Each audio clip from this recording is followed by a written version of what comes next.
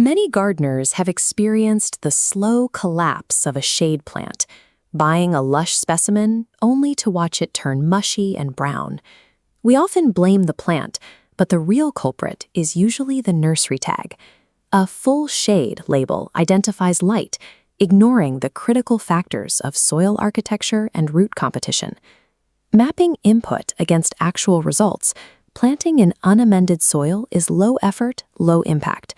Daily watering and synthetic fertilizers are high effort, but yield low impact because the environment is broken. The high effort, high impact quadrant is the ultimate strategy. Deep soil engineering with the Hosta Astilbe ecosystem.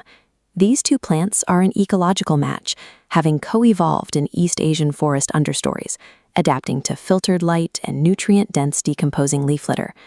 Deciding if the upfront labor is worth it requires a clear look at the exact inputs needed to build this stable environment in your own yard. Treating the shade garden as a project in ecological engineering allows you to trade initial physical labor for a system that eventually sustains itself. Before a single plant goes in the ground, you must establish a physical baseline by excavating your planting beds to a depth of 12 inches. This 12-inch depth is required for the root oxygenation and drainage that keeps these plants healthy. Executing this means committing to intense physical labor or the cost of hiring a crew. This table compares engineered beds to bagged soil. The precise mix, 30% compost, 25% leaf mold, 25% sand, 20% topsoil, buffers moisture better than peat moss, avoiding the perched water tables that cause root rot. You also have to dial in the soil pH to exactly 5.5 to 6.5 using elemental sulfur. This specific acidic range ensures iron remains soluble and available for the roots to absorb, preventing yellowing leaves. The trade-off is your timeline. It takes weeks for the sulfur to activate before the soil is ready. Skipping this foundational work leads to failure, as both species will eventually drown or starve in compacted clay, regardless of how much shade you provide. Once the soil is engineered, the focus shifts to root architecture synergy, the way these plants occupy space underground. This cross-section shows a hosta's dense, fibrous root system occupying the top 6 to 10 inches. The Astilbe's roots integrate laterally in the top 4 to 8 inches, sharing the environment without resource conflict, thanks to their different structural forms. To gain this biological synergy, you must be willing to restrict your aesthetic choices to these specific plant families. Strict spacing requirements are mandatory, leaving 72 inches for giant hostas and 18 inches for dwarf Astilbes.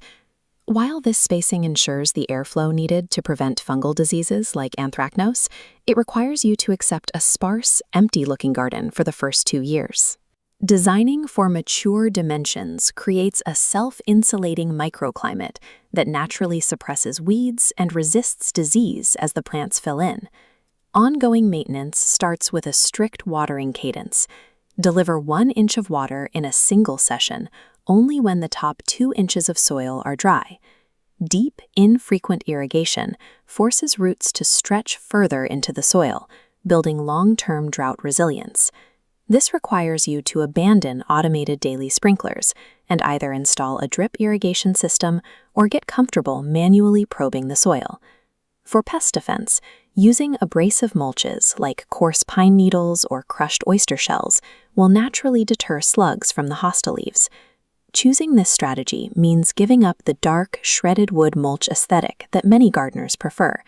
You also must limit feeding to a single early spring application of slow-release 444 organic fertilizer to prevent the weak, disease-prone foliage caused by nutrient spikes. This troubleshooting flowchart diagnoses specific visual symptoms. Brown Astilbe tips indicate underwatering, while yellow, mushy hosta leaves point to overwatering and root rot. Finally, holes with slime trails identify a slug infestation, meaning your abrasive mulch barrier needs attention. Following these maintenance inputs eliminates the need for toxic pesticides and high nitrogen fertilizers, stabilizing the environment biologically. We can now calculate the final return on investment for the Hosta Astilbe ecosystem.